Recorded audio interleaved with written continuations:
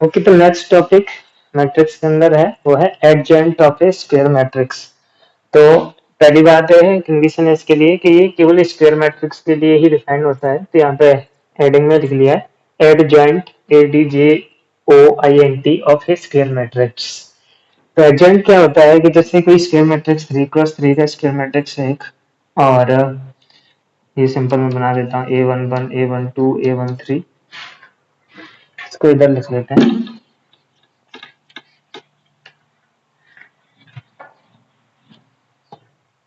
जैसे कोई ए मैट्रिक्स है A11 A12 A13 A21 A22 A23 A31 A32 and A33। तो ये तो मैट्रिक्स है हमारा स्क्वायर मैट्रिक्स है 3x3 का। अब इसका हमको एडजॉइंट निकालना है। तो देखो एडजॉइंट क्या होता है।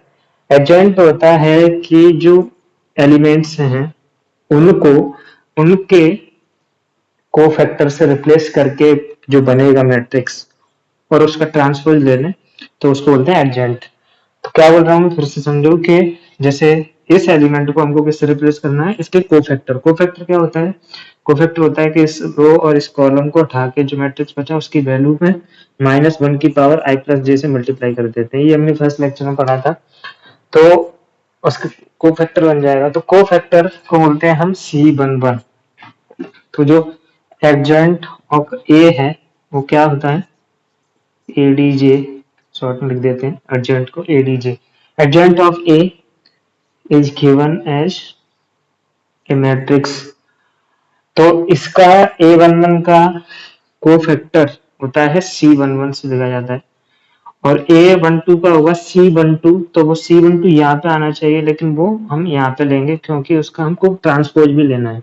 तो मैं क्या बोल रहा था कि एक मैट्रिक्स जिसको कोफैक्टर से बनने के बाद मैट्रिक्स बनेगा और उसका भी ट्रांसपोज लेने के बाद जो नया मैट्रिक्स बनेगा उसको बोलते हैं एडजेंट। तो पहले कोफैक्टर से रिप्लेस करना है हर एक एलिमेंट को और उसके बाद उसका ट्रांसपोज ले लेना है। तो उसके बाद जो बनेगा उसको बोलते हैं एडजेंट।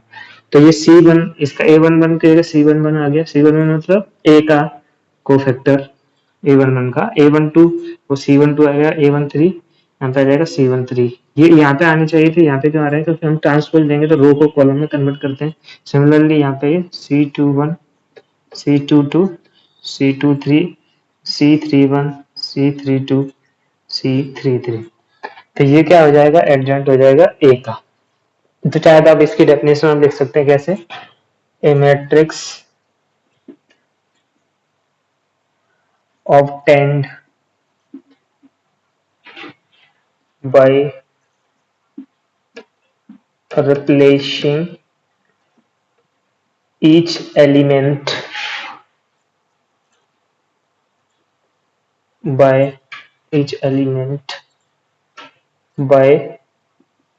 its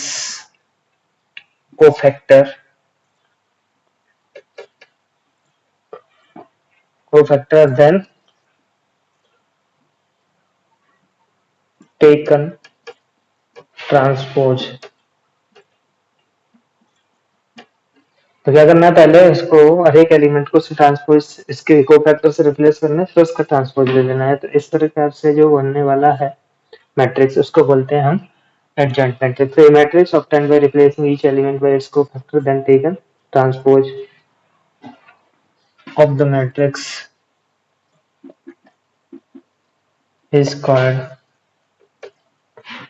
adjoint of the matrix।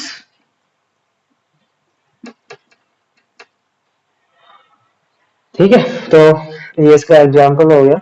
तो यहाँ पे हम मैट्रिक्स को कैसे दे रहे हैं, इसको मैट्रिक्स को हम ऐसे भी लिख देते हैं AIJ 3x3 का, 3x3 n×n का आता है n×n लिख देते हैं। और ये हमारा जो C है वो क्या है cofactors CIJ is cofactor of AIJ। ठीक है, अब इसकी कुछ प्रॉपर्टीज होती हैं एडजेंट की। तो एडजेंट के लिए क्या होता है कि उसका कोफैक्टर निकालना है और उसके बाद कोफैक्टर से रिप्लेस करने के बाद जब बनेगा मैट्रिक्स उसका हमको ट्रांसपोज लेना है। तो उसके बाद जो हमको मैट्रिक्स मिलेगा उसको बोलते हैं एडजेंट of the original matrix. Now, if we talk about the properties, then there are few. First है कि जो एडजॉइंट मैट्रिक्स का जो डिटर्मिनेंट की वैल्यू होती है एडजॉइंट ऑफ ए और इसका मॉड लगा दिया, इसका मतलब क्या है कि इसके डिटर्मिनेंट, और ये एक स्क्वायर मैट्रिक्स है जिसका हम बोल रहे हैं डिटर्मिनेंट है, तो उसका हम एडजॉइंट निकाल सकते हैं। एडजॉइंट का डिटर्मिनेंट क्या आएगा, वो आता है कि जो ओरिजिनल मैट्रिक्स है उसका डिटर्मिनेंट की पावर n-1, जहाँ पे n क्या है, n है उसका ऑर्डर ऑफ मैट्रिक्स ए। ठीक है, तो ये पावर n आ जाती है एडजॉइंट ए की। ये एडजॉइंट ए का मैट्रिक्स, एडजॉइंट ए एक मैट्रिक्स है, इसका डिटर्मिनेंट की वैल्यू निकालनी है तो ए का डिटर्मिनेंट निकालो और उसकी पावर कर दो n-1। 3 क्रॉस 3 का है तो n के लिए 3 रखते हैं यहाँ पे, 4 क्रॉस 4 का है तो n के लिए 4। ठीक है, तो ये एडजॉइंट। नेक्स्ट है कि adjoint of A into B, तो ए इंटू बी का एडजॉइंट निकालना है तो उसको हम ऐसे भी लिख सकते हैं, adjoint of B multiplied with adjoint of A. उल्टे हो जाते हैं, जैसे कि ट्रांसपोज में होता था वैसा ही यहाँ का होता है। ठीक है, फिर है next third, adjoint of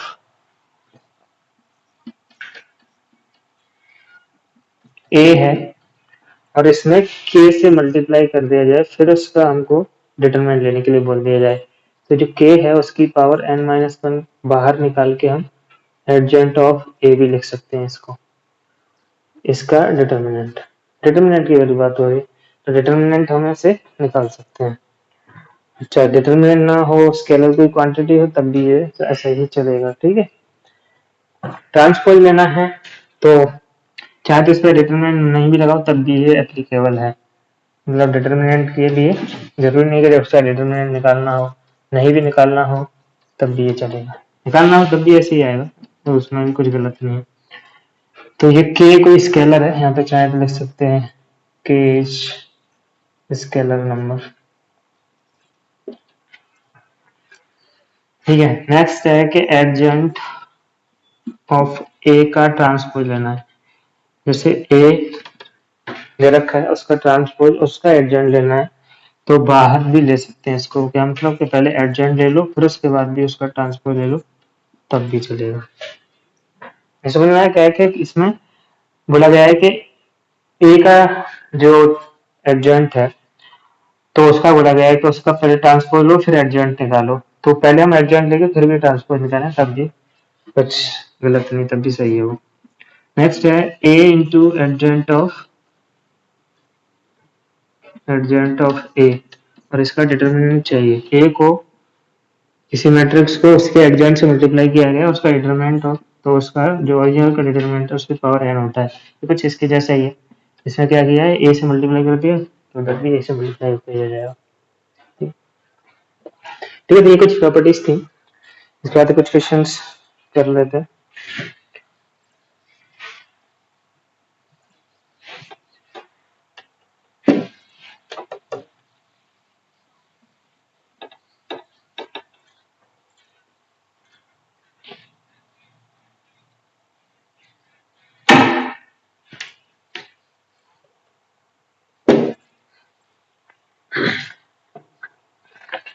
question है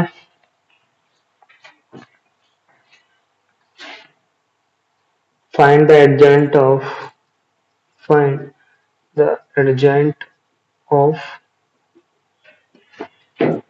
a where a is given as 1 1 1 1 2 minus 3 2 minus 1 3। तो एडजॉइंट के लिए क्या करना पड़ेगा हमको, पहले इसके कोफैक्टर से इसको रिप्लेस करना पड़ेगा, तो एडजॉइंट ऑफ ए निकालना है तो पहले इसके कोफैक्टर, तो कोफैक्टर किस चीज के निकालने पड़ेंगे, हर एक एलिमेंट का निकालना पड़ेगा कोफैक्टर, तो इस पहले वाले का cofactor of A11, cofactor of A11 जहाँ पे क्या है 1, ये A11 का 1 4 है तो मैंने पहले वाले को A11 बोल दिया, तो A11 है उसका कोफैक्टर होगा -1 की पावर 1+1 और फिर ये 2 क्रॉस 2 का एक डिटर्मिनेंट की वैल्यू, तो जो कि आती है 6 -3 पे आ जाएगा 3 प्लस का। सिमिलरली A12 का कोफैक्टर निकालना है तो -1 की पावर 1+2 और फिर इसके रेस्पेक्ट में ये कॉलम और ये रो हटाओ और उसके बाद जो बचा उसको लिख दो ऐसे, तो ये आ जाएगा कुछ 9 माइनस का बाहर माइनस से। तो ऐसे सारी वैल्यूज निकालेंगे, फिर इसके बाद हम एक रिप्लेस करेंगे, एडजॉइंट ऑफ ए निकालना है, तो उसके बाद देखो जब हम 3 क्रॉस 3 का आएगा ये भी, तो यहाँ पे क्या आएगा, ये 3 आएगा और ये -9 वो यहाँ पे आता है, लेकिन एडजॉइंट में क्या करते हैं कि कोफैक्टर से रिप्लेस करने के बाद उसका हमको ट्रांसपोज भी लेना पड़ता है, तो ट्रांसपोज लेंगे तो ये यहाँ पे आएगा, तो ये -9 यहाँ पे आएगा। अब बाकी अभी तो ये 2 निकले हैं, 7 और निकालने हैं, तो 7 ऐसे निकाल दो, चाहे तो ऐसे निकाल लो या फिर ये थोड़ा प्रैक्टिस कर लो, ऐसे भी डायरेक्ट निकाल सकते हैं। तो 1 के रेस्पेक्ट में निकाल लिया, इस 1 के रेस्पेक्ट में निकाल लिया, इस 1 के रेस्पेक्ट में -1 की पावर 1+3 यदि 4 होता है, तो इसका और इसका नेगेटिव आता है, इसका नेगेटिव आता है, फिर इसका नेगेटिव आता है, ये ऐसे नेगेटिव आते हैं, ये 4 नेगेटिव आते हैं, 5 पॉजिटिव आते हैं। तो अब इसका पॉजिटिव आएगा और इसके रेस्पेक्ट में ये इतना वाला बचेगा, तो हो जाएगा -1 -4 -5 यहाँ पे। अब इस 1 के रेस्पेक्ट में तो नेगेटिव आएगा, तो ये 3 + 1 4 यहाँ पे -4 आ जाएगा। इस 2 के रेस्पेक्ट में पॉजिटिव आएगा और ये 3 -2 1 आएगा। इस -3 के रेस्पेक्ट में -1 2 माइनस आएगा, लेकिन ये -2 3 था तो ये पॉजिटिव हो जाएगा। अब थर्ड रो के रेस्पेक्ट में, इस 2 के रेस्पेक्ट में ये आएगा -3 2 -5 और वो माइनस ही आएगा। इसके रेस्पेक्ट में एक माइनस आएगा, तो जो भी आएगा उसमें माइनस कर दें, तो आएगा कितना है -3 -4 तो +4 हो जाएगा और इसके 3 के रेस्पेक्ट में 2 -1 1 हो जाएगा। तो ये इसका आंसर हो जाएगा। अब चेक कर लेते हैं, 3 -4 -5 -9 1 4 -5 3 1 सही। ठीक है, तो नेक्स्ट इसमें नेक्स्ट टॉपिक है वो है इनवर्स, जो कि बहुत इंपॉर्टेंट है बोर्ड के हिसाब से। बोर्ड में उसके बहुत सारे क्वेश्चंस हैं एचएससी में भी, और उससे रिलेटेड ये टॉपिक है। तो inverse of A matrix, inverse के लिए कंडीशन है कि केवल स्क्वायर मैट्रिक्स का ही इनवर्स पॉसिबल है। तो चाहे तो हम टॉपिक को ऐसे भी लिख सकते हैं, inverse of A square matrix. Inverse क्या है कि मैट्रिक्स का इनवर्स कैसे निकालते हैं, तो उसका एक फॉर्मूला होता है कि जैसे कोई मैट्रिक्स ए है तो उसका इनवर्स ए की पावर -1 करके दिया जाता है और उसकी वैल्यू होती है adjoint of A upon determinant of A. तो ये जो एडजॉइंट ए है वो हमारा मैट्रिक्स आता है, अभी हमने क्वेश्चन सॉल्व किया था। ये एक मैट्रिक्स आता है, उस मैट्रिक्स में हर एक एलिमेंट को मॉड ए मतलब क्या है, डिटर्मिनेंट वैल्यू ऑफ ए, उसको डिवाइड कर देंगे तो जो नया मैट्रिक्स हमको मिलेगा उसको वो क्या होगा, ए मैट्रिक्स का इनवर्स होगा। तो inverse of matrix A is given, देख लेते हैं point, inverse of A matrix और स्क्वायर मैट्रिक्स भी लिख सकते हैं। Inverse of A matrix A is given as inverse और हियर इज द फॉर्मूला। अब ये इनवर्स निकालने के वैसे 3 मेथड होते हैं, तो एक इनमें से एक ये सिंपल फॉर्मूला यूज करके एडजॉइंट ए निकालो और उसको डिटरमिनेंट वैल्यू से डिवाइड कर दो।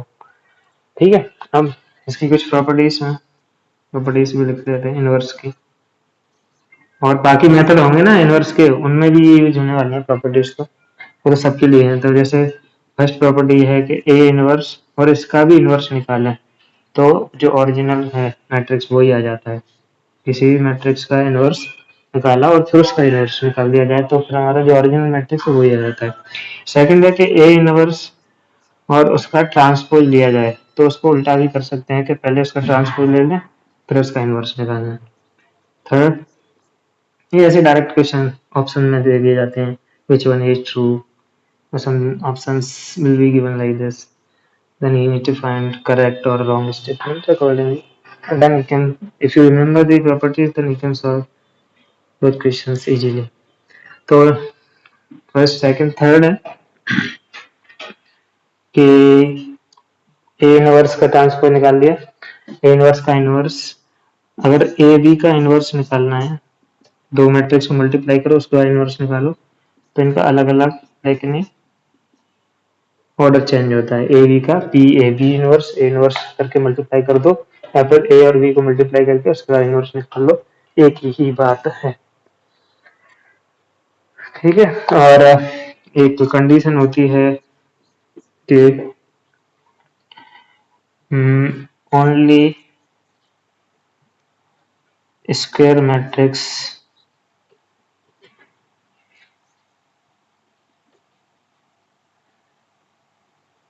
can have inverse, केवल स्क्वायर मैट्रिक्स का ही इनवर्स निकाल सकते हैं. and it will be a unique matrix. Unique matrix मतलब किसी भी मैट्रिक्स का इनवर्स है वो एक ही होता है, एक से ज्यादा नहीं हो सकते. ठीक है. तो कुछ प्रॉपर्टीज नेक्स्ट कुछ क्वेश्चन कर लेते हैं उस पर भी.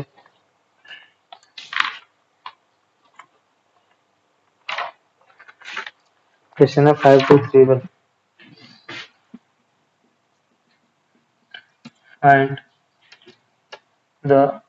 find A inverse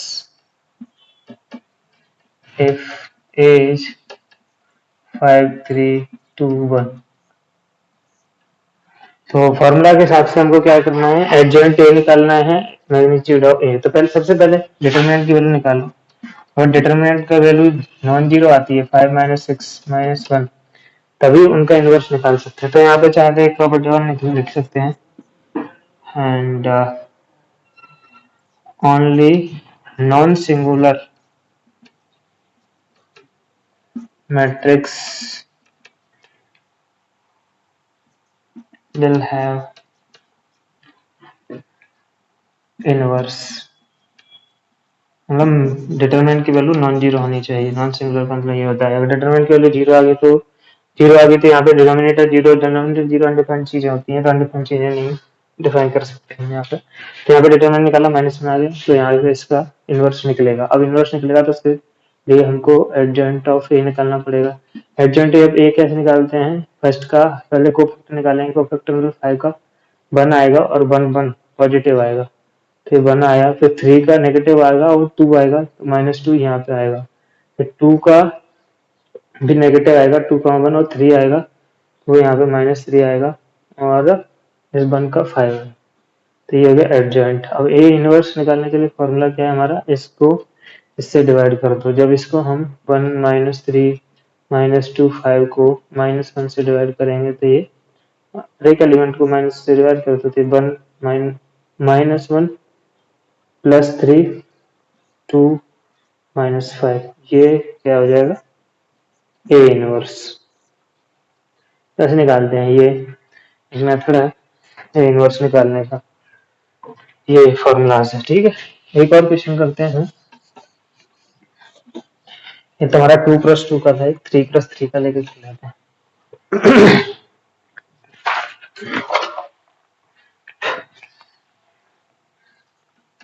ये दिया है कुछ इस तरीके से, 1 -1 3 -2 -1 -4 1 -1 2 0 1. ये 3 + 3 का एक मैट्रिक्स है. इसका हमको इनवर्स निकालना है, तो सबसे पहले तो इसका डिटरमिनेंट की वैल्यू निकालो. डिटरमिनेंट की वैल्यू इस 3 के रेस्पेक्ट में 1, तो ये 3 -2 को +2 करके -4 +2 -2, तो ये -4, और इस -1 के रेस्पेक्ट में -2 आएगा, तो ये +2 हो जाएगा, तो इसकी वैल्यू आ गई 1. ये आ गई इसके डिटरमिनेंट की वैल्यू. अब हमको एडजॉइंट निकालना पड़ेगा. एडजॉइंट ए के निकालने के लिए कोफैक्टर्स और ये नेगेटिव आता है, ये नेगेटिव आता है और ये नेगेटिव आता है, तो वो हम देख लेंगे। ट्रांसपोज के साथ लिखना है हमको। 3 के रेस्पेक्ट में आएगा 1, -2 के रेस्पेक्ट में आएगा ये -4 प्लस 2 -2 जो कि प्लस हो जाएगा नेगेटिव। -1 के रेस्पेक्ट में आएगा ये -2 -2, इसका फिर से नेगेटिव आएगा तो ये आएगा -2 तो प्लस हो जाएगा। इसका पॉजिटिव आता है तो ये 3 प्लस 2 5 हो जाएगा। और इस -1 के रेस्पेक्ट में 3 -4 प्लस 4 है तो -4 हो जाएगा क्योंकि नेगेटिव आता है। फिर इसके रेस्पेक्ट में 2 के में ये इसका कोफैक्टर +2 +1 3 और ये पॉजिटिव आता है, ये नेगेटिव आएगा, ये नेगेटिव आएगा तो ये -3 -4 -7 तो +7 हो जाएगा। और 1 के रेस्पेक्ट में 3 -8 माइनस, ये भी नेगेटिव आता है। अब तो ये एडजेंट आया, ये इनवर्स के लिए क्या करेंगे, इसको 1 से इसके डिटरमिनेंट से डिवाइड करेंगे, 1 से डिवाइड करेंगे तो यही रहने वाला है, तो उस केस में यही रहेगा। चाहे तो इसको ऐसे भी याद रख सकते हैं कि जिन मैट्रिक्स के डिटरमिनेंट की वैल्यू 1 होती है उनका एडजेंट ही उनका इनवर्स होता है। एक बार आंसर चेक कर लेते हैं। तो इसका आंसर है 3 2 5 7 1 2 3 -2 -4 -1, तो इसका आंसर हो जाएगा। ठीक है, ओके। ये तो पहला मेथड है हमारा इनवर्स निकालने का, जो कि ज्यादा क्वेश्चन ना मिले एचएससी में, जो क्वेश्चन वो थर्ड मेथड के हैं वो भी करेंगे। सेकंड मेथड है वो हम डायरेक्ट क्वेश्चन से समझेंगे और वो इससे आसान है। क्वेश्चन से कैसे समझेंगे, देखो तो क्वेश्चन लिख रहा हूँ।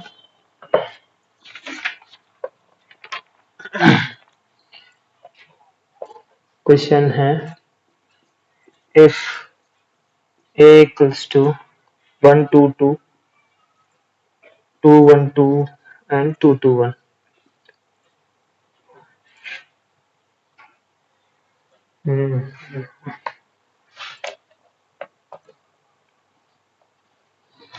and a square -4a -5i equals to 0, then find a inverse।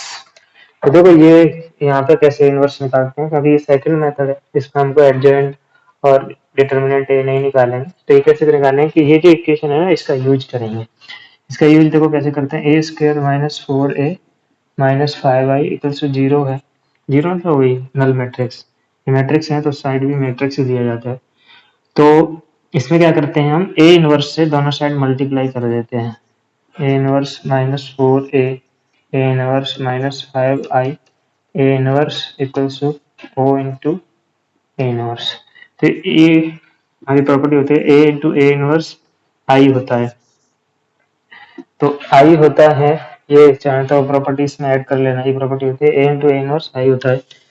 तो यहाँ पे ये a बचेगा, यहाँ पे -4i बचेगा, i मतलब आइडेंटिटी मैट्रिक्स है, ये -5 ए इनवर्स इधर तो 0 है, इसको उधर भेज दो।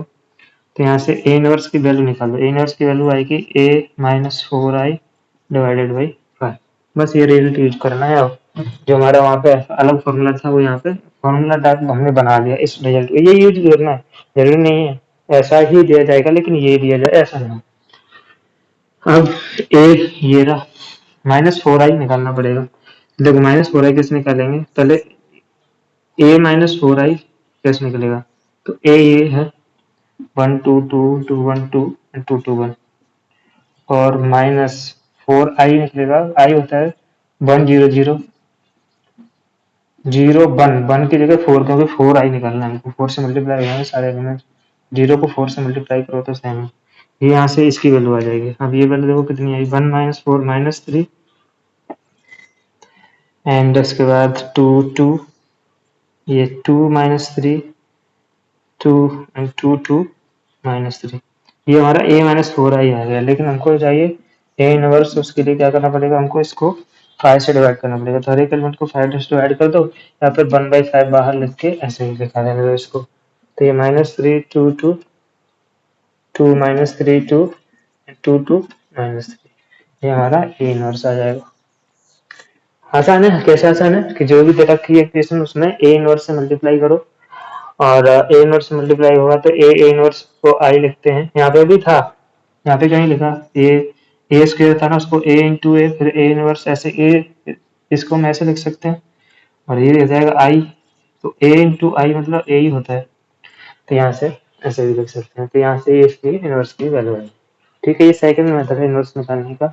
एक थर्ड मेथड होता है, उसको हम एलिमेंट्री रो और कॉलम ट्रांसफॉर्मेशन बोलते हैं, या सिंपल एलिमेंट्री मेथड बोलते हैं, जिसमें दो होते हैं, row transformation and column transformation.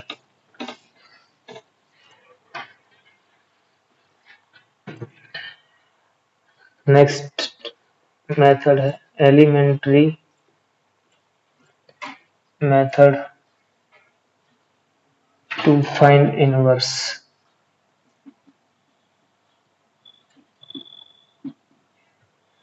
तो अलग अलग हम ए रो मेथड और ये, उसके लिए ये चीज समझनी है कि जैसे ए इंटू ए इनवर्स है, ये आई होता है जो मैंने अभी बताया था। तो इसमें क्या करते हैं हम, इसको इस ए को हम आई में कन्वर्ट करते हैं और इस आई को जो भी आता है वो हमारा आंसर हो जाता है। कैसे कि जब हम इसमें ये जो ए मैट्रिक्स है इसको मैट्रिक्स फॉर्म में लिखते हैं, फिर ए इनवर्स और ये आई है इसको हम 1 0 0 अगर 3 क्रॉस 3 का है तो ऐसे लिखते हैं। ये मैं बस मैं तो बताऊँ, ऐसे यहाँ पे कुछ लिखा होगा 3 क्रॉस 3 का प्रॉपर मैट्रिक्स है। अगर हम इसमें जैसे कुछ भी है, कुछ भी लिखा है यहाँ पे 3, तो ये इसको हम कन्वर्ट कैसे करेंगे, कैसे भी इसमें ट्रांसफॉर्मेशन कैसे करते हैं कि जैसे रो रो को कुछ दूसरे रो से चेंज कर दिया, कुछ भी कर सकते हैं। और बताऊंगा मैं भी एग्जांपल से, लेकिन ये मैं ऐसे ओरली समझा रहा हूँ। तो क्या करते हैं कि इसको हम आई में कन्वर्ट करते हैं, आई मतलब इस टाइप का बनाते हैं, और हम दोनों साइड चेंज करते हैं, जो भी चेंज करते हैं ये इसको आई कन्वर्ट करने के लिए जो भी चेंज करते हैं इस साइड ही चेंज करते हैं। जब ये आई में फाइनल कन्वर्ट हो जाता है तो जो भी इधर बनता है हमारा, क्योंकि दोनों साइड चेंज किए ना हमने, तो जो भी ये फाइनली बनता है वो हमारा ए इनवर्स आता है। तो इसमें मैं बोल रहा था कि दो मेथड होते हैं, रो और कॉलम ट्रांसफॉर्मेशन, तो वो बस क्वेश्चन में दिया जाता है, उसके हिसाब से हम करेंगे। ठीक है, तो पहले क्वेश्चन कर लेते हैं। बस इसमें ये चीज चाहे तो ये रिजल्ट याद रखना है कि ये होता है, और इसको हम लेके आगे बढ़ते हैं। एग्जाम्पल है जैसे कि क्वेश्चन है find inverse of A by row elementary row transformation, find inverse of A equals to, रखा है कुछ 2 1 2 1 1 1 बाय एलिमेंट्री रो ट्रांसफॉर्मेशन।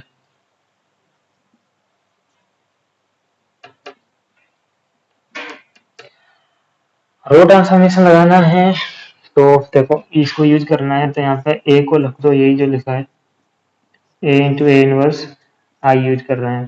तो ए ये रहा, उसके बाद ए इनवर्स आई, ये 1 0 0 1, मतलब 1 0 0 0 1 1 0 1 0 0 0 1 का नहीं लिखा क्योंकि इधर 2 क्रॉस 2 का है, तो इधर भी 2 क्रॉस 2 का ही लेंगे हम, ज्यादा का काम है।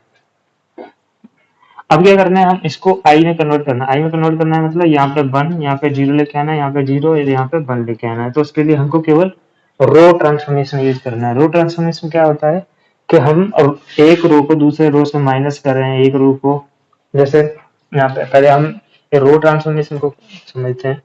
ये तो कंफ्यूजन रहेगा, जैसे 1 2 3 4 0 1 3 0 5, ये एक मैट्रिक्स है।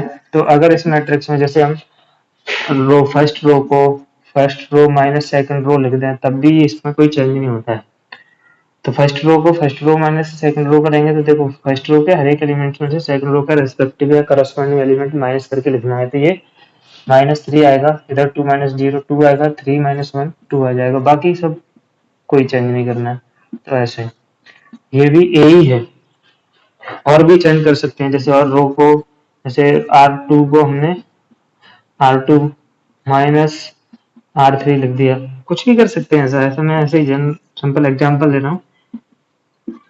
समझने के लिए। और वहां पे हम यहाँ पे ऐसे ही ले लिया मैंने रैंडमली, यहाँ पे हम पर्पल फ्री लेंगे, कुछ उसमें कुछ पर्पल निकलना चाहिए। और यहाँ पे ऐसे एग्जाम्पल भी हैं एचएससी में, ऐसे एग्जाम्पल भी पूछ ले जाते हैं कि अगर ये मैट्रिक्स ए है तो ये ऑपरेशन बोलते हैं इसको, रो ऑपरेशन या रो एलिमेंट्री ट्रांसफॉर्मेशन, ये यूज करके बताओ नया मैट्रिक्स क्या बनेगा।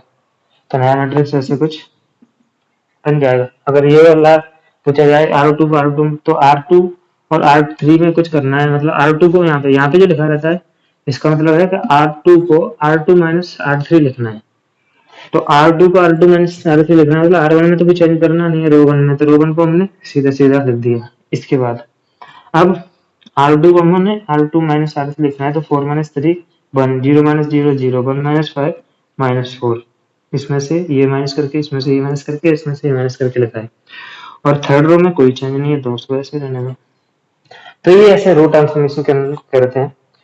और ऐसे कॉलम में से इस फर्स्ट कॉलम में से सेकंड कॉलम माइनस कर दो, या फिर और भी हो सकता है, इसमें से R2 को 2 माइनस R3 लिख दो। तो इस तरीके से हम रो ट्रांसफॉर्मेशन यूज करते हैं। तो यहाँ पे इसको चाहे तो एग्जाम्पल बना के इससे पहले लिख सकते हैं रो ट्रांसफॉर्मेशन, ऐसे ही एग्जाम्पल है रो ट्रांसफॉर्मेशन का। अब इसमें इस क्वेश्चन को करते हैं, तो देखो क्या करेंगे। अब इसमें क्या पर्पज है, पर्पज हमारा ये है कि यहाँ पे हमको 1 चाहिए, यहाँ पे 0 चाहिए, यहाँ पर 1 चाहिए, यहाँ पे 0 चाहिए, तभी तो यहाँ ई बनेगा। आई मतलब ऐसा लिखना चाहिए ये वाला। तो उसके लिए क्या करना पड़ेगा हमको, क्या करना पड़ेगा कि हम क्या करते हैं इसमें से रो ट्रांसफॉर्मेशन यूज करना है। एक तो होता है कि हमको फर्स्ट कॉलम में से सेकंड कॉलम माइनस कर दो, वो नहीं करना है, रो ही करना है। तो रो में से कोई दूसरा रो माइनस करेंगे। तो देखो इसमें क्या करते हैं कि जो फर्स्ट रो है ना R1, उसको हम R1 माइनस R2 लिखते हैं। R1 को R1 माइनस R2 लिखेंगे तो इसमें से ये माइनस करके लिखना पड़ेगा, तो ये 1 में से 1 लिखेंगे तो 0। तो ये जो फर्स्ट रो में हमको ऐसा चाहिए था वो मिल गया, और इसको अभी ऐसा ही रहने दो। इसके बाद यहाँ पे A इनवर्स, और इधर भी ये अप्लाई करना है। R1 को हमने क्या लिखा है R1 माइनस R2, तो 1 माइनस 0 तो 1, 1 माइनस 0 1, 0 माइनस 1 माइनस 1, और सेकंड रो में कोई चेंज नहीं, तो वैसा तो वैसा ही। अभी हमको 1 0 1 1 मिला है, हमको चाहिए 1 0 0 1। अब यहाँ पे 0 चाहिए और यहाँ पे 1 चाहिए, तो क्या करेंगे R2 को R में से R2 को R1 माइनस करके लिख सकते हैं। तो क्या लिखना है अब हमको, R2 को R2 माइनस R1 लिखेंगे। अगर R2 को हम R1 R2 को R2 माइनस R1 लिखेंगे, तो R2 में से तो फर्स्ट रो तो वैसे ही रहेगी, सेकंड रो में 1 में से बन गया 0, 1 माइनस 0 1, ए इनवर्स। और इधर देखो इधर भी है वही, इधर क्या करेंगे कि R2 को R2 माइनस R1, तो 0 में से माइनस, तो ये -1, 1 में से ये 2। अब ये तो I हो गया, तो अभी यहाँ पे बस ये I इंटू ए इनवर्स, तो उससे इधर आ गया 1 -1 -1 2, यहाँ पे लिखा है वो लिखा है ना इधर I into A inverse, A into I या ए इनवर्स इंटू आई, और ए इनवर्स और आई इंटू ए इनवर्स, ये बराबर होते हैं तीनों। आई का तो आई मतलब 1 है 1, और 0 मतलब ओ मतलब 0 होता है, ओ मतलब नल मैट्रिक्स। तो ए इनवर्स का वैल्यू यहाँ से 1 -1 -1 2, ये मैट्रिक्स आ गया हमारा इनवर्स। ये पूछा गया था, ये आंसर होगा। ठीक है। तो ये हमने 2x2 के लिए रो एप्लीकेशन यूज किया है, और उसके बाद इसका हमने क्या निकाला है, इनवर्स। ठीक है, कुछ और करेंगे क्वेश्चन सीरीज में,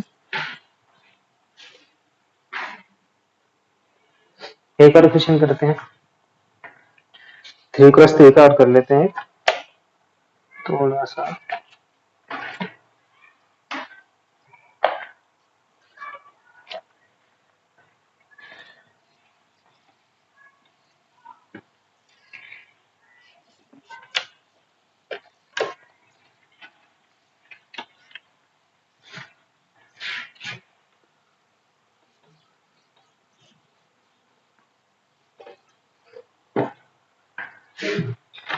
थ्री प्लस थ्री का है नेक्स्ट क्वेश्चन, 3x3 का, और वो elementary row find A inverse if A equals to,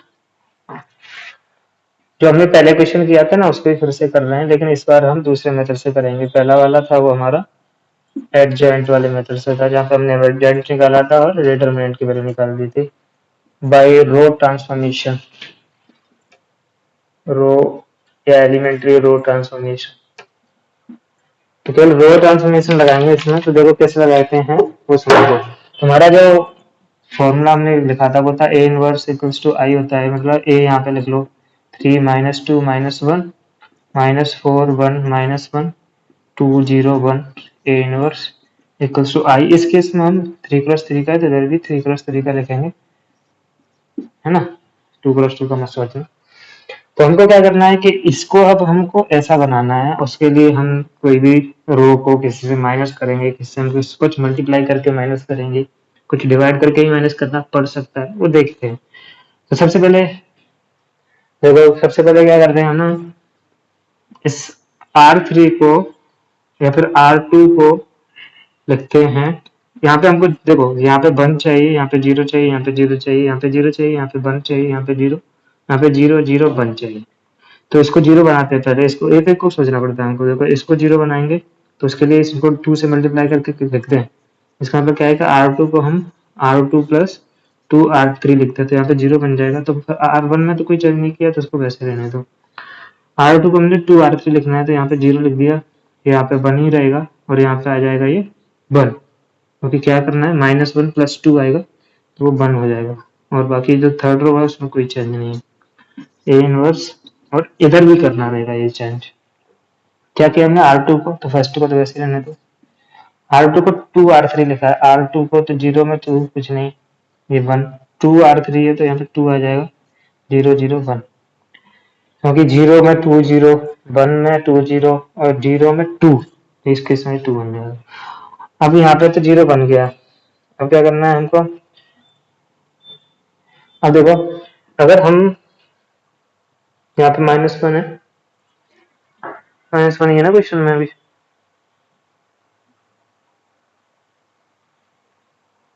हाँ ठीक, -1। तो R1 अब क्या करते हैं हम, R1 को R1, तो इसमें से 3 माइनस 2 करेंगे तो यहाँ पे हमको 1 चाहिए, तो हम R1 को लिखते हैं R1 माइनस R3। तो उससे क्या होगा, क्योंकि यहाँ पे हम 1 चाहिए तो यहाँ पे 2, 3 में से 2 गए तो 1 आ जाएगा। तो इसके इसमें ये हमारा कुछ स्टार्ट फर्स्ट रो है, इस बार हमारा फर्स्ट रो में चेंज हुआ, तो ये 3 की जगह 1 आ गया। -2 में से 0, -2 ही रहेगा, और -1 में से -1 करेंगे तो -2 हो जाएगा। और बाकी जो सेकंड और थर्ड रो है उनको वैसा की वैसा ही रहने देंगे, तो 0 1 1 2 0 1, ये ए इनवर्स। और इधर इधर चेंज होगा, क्या करना है, R1 में से R3 माइनस करके, तो 1 0 -1 0 1 2 0 0 1। तो यहाँ पे इधर जो आएगा उसको बना देंगे हम, कब हमारा फोकस है 1 0 0 0 1 0 है 0 0 1 बनाने के लिए।